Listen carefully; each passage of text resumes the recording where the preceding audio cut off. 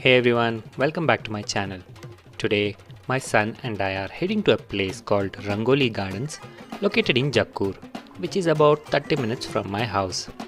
It has excellent reviews on Google, so I thought I would check it out. It's essentially a village themed park and I'm pretty excited about it. As we are traveling, I decided to take a detour from the map. The GPS was showing a route through Hebbal, but given the current state of the Hebbal junction, which is always congested, I decided to avoid it. Instead, I took the Vidyaranapura Tinlu road, which turned out to be a great choice. On a Saturday morning, the traffic was light. After Tinlu, I took a right turn onto GKVK road, which as you know is much calmer compared to the Hebbal road. My plan was to reconnect near the Mall of Asia in Batranpura, but there was road work underway. They are concreting the road near the mall. This forced a detour and I ended up driving through some narrow streets before finally reconnecting near Batranpura. But all's well that ends well. I took a right into Jakkur and we finally made it to Rangoli Gardens. When it comes to parking, there is no issue at all. They have a well-organized parking area and I could already spot some school buses, which suggests this place is quite popular with kids. Since we arrived early, there weren't many cars, so I got a good spot. The parking fee was 50 rupees for a four-wheeler, and as we walked towards the entrance, we saw horse-drawn tongas ferrying excited school children. My son was thrilled to see them too. We followed the arrows to the ticket counter. There was a sign to the left and after another right, we reached the counter. The ticketing process was super easy. They have QR codes everywhere, so no need for cash. I bought an adult ticket for 200 rupees and a child's ticket for 100 rupees, totaling 300 rupees. At the entrance, there are sculptures of goats grazing, which really set the mood. It's my son's first time exploring a village-themed park, and it's not something you see often in Bangalore, which is so modernized now. It's a great place to step back in time. As we entered, we were given wrist tags marking the official start of our visit to Rangoli Gardens. The whole setting feels authentic with life-size sculptures of village people. I was genuinely amazed by the level of detail. Everything looks well maintained. The first thing we saw was a traditional house setup with an elder and woman working in the house while kids played around. It was a replica of a Vokkaliga house, a community of farmers and cultivators from Mandya and neighboring districts in Karnataka. It's fascinating to see their house setup represented so realistically. Next, we came across a village doctor's clinic. A nurse or doctor was applying oil to a person's foot, and it seemed like a typical consultation in a village setting. Then, we came to a traditional village store, where the shopkeeper was handing out groceries with the help of an assistant. The setup was so nostalgic, with some kids and customers around, just like a real village store. Moving on, we discovered a tailor's shop, followed by a goldsmith's house. In the goldsmith's house, you could see him hitting the gold with some ornaments being crafted in the back. Next, we see a Bangalore house, easily recognizable by its traditional tiled roof. Inside, there's a new bride and groom, and the house is decorated with photos of gods reflecting the cultural and religious beliefs of Bangalore people. It's neat and quite beautiful. After that, we come across an accountant's house. The Kulkarni community is known for its expertise in banking and financial transactions. We see the accountant sitting at a desk, writing in his ledger while people come to him for their accounts. It's a very well done setup. Then we arrive at the village headman's house, which looks particularly interesting. There's a fierce looking dog sitting near the entrance, adding to the atmosphere. The village headman is seated with what I assume is his secretary, and there's even a rifle nearby. Very realistic. The headman has this intense, menacing look with a twirled moustache that adds to the effect. Inside, we can enter and get a closer look. As we move through his house, we see a cow shed with bulls with massive horns and cows being fed hay. Everything looks so neat. On the other side, we spot a newborn being placed in a cradle by the mother. Behind her, another lady is churning milk in the traditional way to make butter. There's also a small child being fed and another woman working in the kitchen. It's a lovely traditional scene that feels so authentic. We step outside and notice some kids playing in the outdoors, rolling tires on the street. How many of you remember doing that? It's nostalgic, and the pathways here are so well maintained, creating a pleasant atmosphere. Next, we come to a traditional village bathroom where a small child is being bathed. The entire scene feels very real, reminding me of village houses from my childhood. Then, we enter a roofed house, which is common in some rural villages. Inside, there's a small cow shed and a woman is milking a buffalo. It's rustic, with the cat lounging nearby, and it gives a real sense of how humans and animals coexisted in traditional village life. Moving on, we explore a few more houses, each with its own unique setup. The atmosphere here is peaceful and calm, and my heart feels lighter and my mind less frantic. There's a pinjar house next, where people make soft, comfortable beds using cotton. The cotton is beaten, placed in fabric, and stitched to create these beds. It's a very hands-on craft that's been preserved here. We then enter a weaver's house, where traditional weaving is taking place. The weaver uses a manual loom to create cloth with no mechanized machinery. It's very impressive to see this ancient craft in action. After that, we come to a rural tub house, designed to allow natural light and air to circulate freely. In the courtyard, an elderly woman is bathing a grandchild, while others are engaged in household chores and studies. It's a charming, realistic depiction of rural life.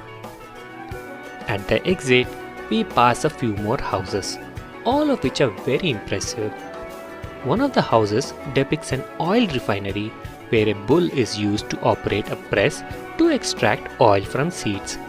It's fascinating to see how oil was traditionally produced in villages. Next, we come to the shepherd's house, where wool from sheep is used to make blankets.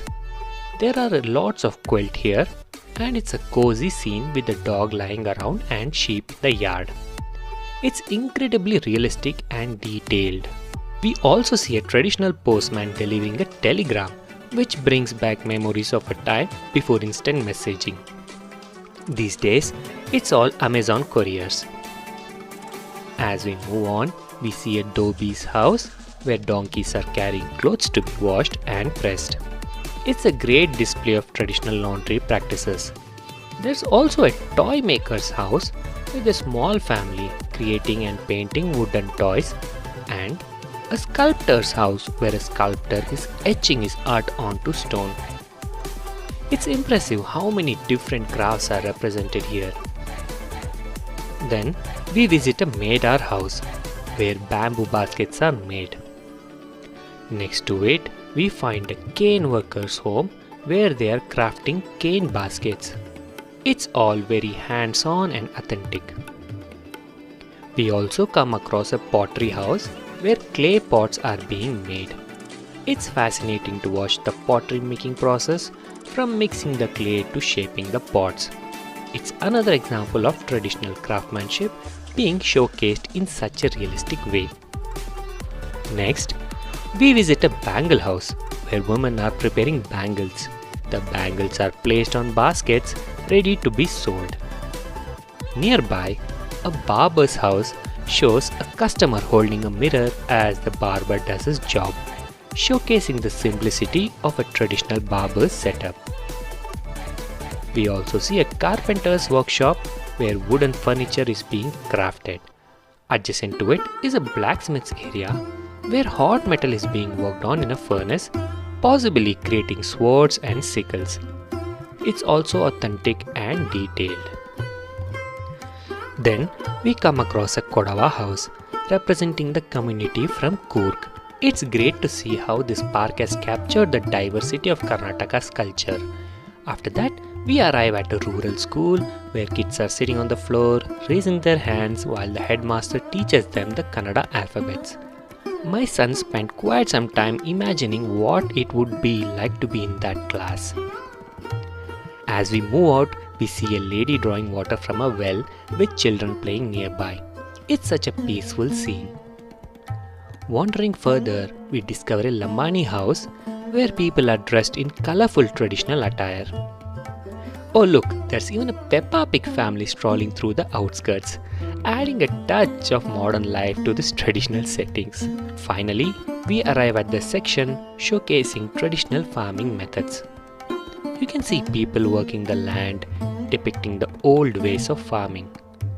One of the great things about this park is that the walking pathways are lined with trees everywhere, keeping the entire area shaded and cool, almost like a botanical garden. The sculptures of domestic animals, from cows to chicken, are so realistic. I'm really impressed by the level of detail and the skill of the artists who created these pieces. Next, we come to a bustling farmers' market where people are bartering goods. The realism of the scene is incredible. Each person looks distinct and the atmosphere is so authentic. We then see a cattle fair where cattle are on sale and buyers and sellers are haggling over prices.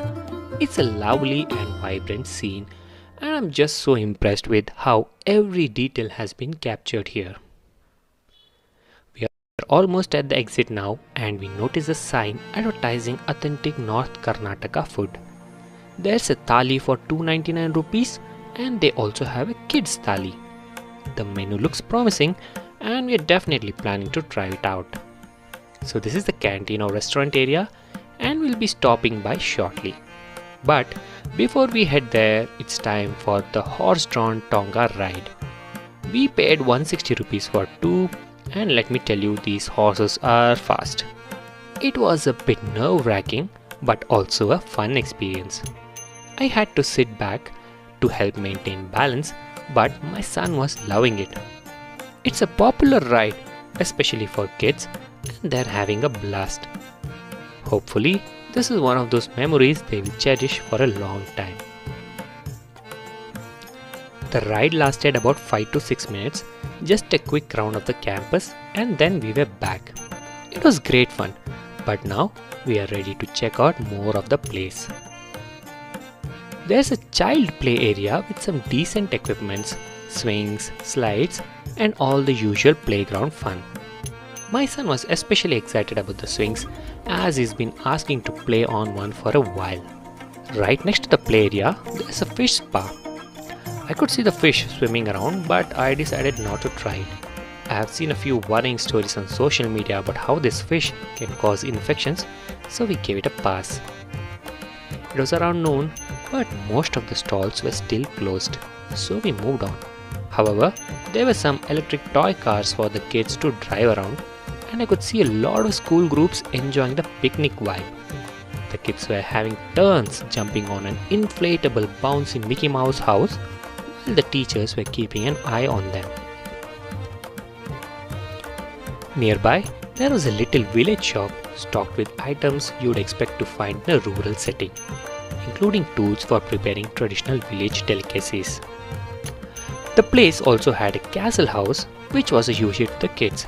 They were all waiting for their turn to get inside, and my son was no exception. He also wanted to ride the electric scooter, so we paid 100 rupees for a 10-minute ride. He was so excited to drive it himself.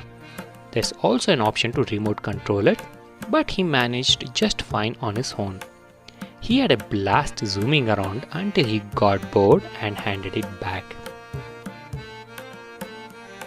Next, we came across a Kushti Akhada. So there was a crowd gathered to watch the wrestlers, and it was a lot of fun to see the sculptures of wrestlers in action.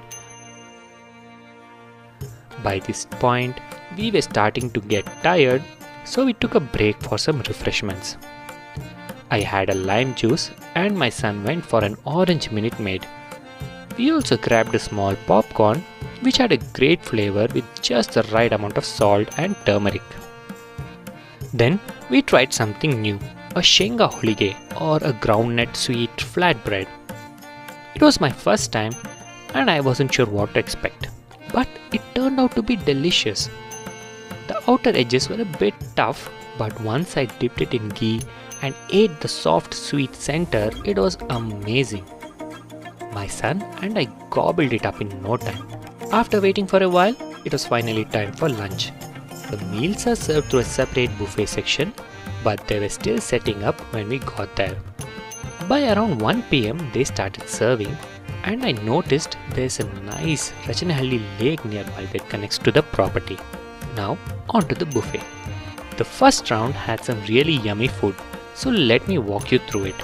There were jowar rotis, chapatis with a generous amount of butter, brinjal curry, green moong sabji, spring onions and methi palak leaves, though I didn't take those. We also had junka, khara chutney, shenga chutney pudi and agassi chutney pudi. Later, I went for a serving of white rice with sambar, another serving with rasam, and there was sweet paisa for dessert as well. We ended the meal with curd rice and they also gave us a 300 ml water bottle as well. The buffet system was decent, though it could have been managed a bit better. But honestly, I'm not complaining because the food was really good. After lunch, we decided to take another stroll. There's an auditorium where they host magic shows, but we were already pretty tired and headed towards the exit. On our way out, we saw a Kambala setup, which is a traditional sport from the Bangalore region. It would have been more immersive if they filled the water around the racers though. There were also sculptures of folk artists which were interesting to look at. Before leaving, my son wanted to have some fun, so we stopped by the giant inflatable Mickey Mouse castle. He enjoyed it so much. I stayed there for about 10-15 minutes while he burned off some energy. And I explored around a bit. I noticed they were setting up large bicycles with dual seats, probably for the evening crowd. It was kind of strange to see, but I think it's another fun activity for adults and kids to enjoy together. Overall, I was really impressed with this outing. It's definitely a great place to visit, especially if you want to introduce kids to rural culture and village life. It's something many of us grew up seeing, but nowadays we are so far removed from it, as most rural houses have modernized. It's really nice to revisit and experience this slower, simpler way of life. I found it nostalgic, and honestly I think I would prefer that kind of slow pace where there is no rush. If you're looking to experience a peaceful, culturally enriching environment, I would definitely recommend coming here. It's also an excellent spot to spend half a day with your family, especially with all the entertainment options for kids if they start getting bored of the sculptures. Plus, it's very affordable. My tip is to come early in the morning before the crowds arrive. Traffic is lighter and it's much more pleasant. Thanks for watching. Please like, share and subscribe if you enjoyed this video and want to support my channel. See you in the next one.